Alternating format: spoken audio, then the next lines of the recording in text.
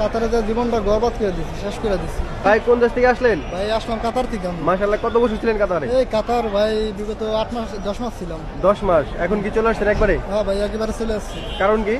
কারণ হচ্ছে ভাই টাকা পয়সা নাই, টাকা কাম কাজ করলে টাকা পয়সা দেয় না, এই আর কি চলতে আছে। ঠিক আছে, টাকা পয়সা মারিয়া দেয়, মানে খালি ধান্দা বাস। কত টাকা দিয়ে গেছিলেন? এই ভাই 4 লাখ টাকা খরচ করে গেছিলাম আর কি।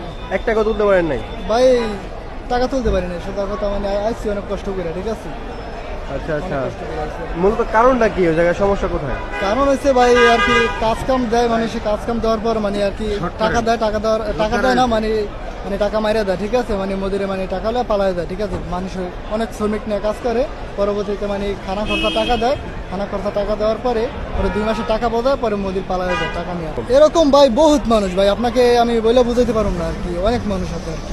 তারপরে তো নতুন করে অনেকে কাতার যাচ্ছে। ভাই যারা অজান্তে যায়, ঠিক আছে ভাই, যারা জানে না তারা যায়, যাওয়ার পরে বাস খেয়া পরে ভাই মানুষজন যায়, 5 দিন থাকে, 10 দিন থাকে, 6 মাস থাকে, 3 মাস থাকে, তারপরে চলে আসে। কি করবো? চলে আসে। আপনি 8 মাসে তো 1 টাকা ইনকাম করতে পারেন নাই? না ভাই 8 মাসে ইনকাম করতে পারি না তেমন বলতে না, কিন্তু 10,000 টাকা আর 20,000 টাকা বাড়াইছি। 8 অনেক মাসে কষ্ট মাত্র করে। 20,000 টাকা পাঠাইছেন? হ্যাঁ, এই টিকিটটা কিভাবে নিলেন? টিকিটটা ভাই অন্য মাসের মাধ্যমে আর কি নিয়ে আসছি। ওকে, আরেকজনের টিকিট কেটে দিয়েছে, তার মাধ্যমে আসছেন। হ্যাঁ, এই আর কি। আপনার আইডি হয়েছিল? হ্যাঁ ভাই আইডি বানাই দিছিল আর কি, আইডি বানাই দিছিল।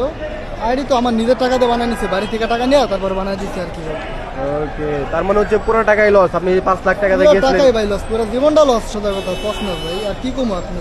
জীবনে যে একটা আশা ছিল যে মানে বিদেশ বাড়ি যায়, মানে টাকা পয়সা ইনকাম করুন, তোমার মন মানসিকতা আর কি নাই আর কি।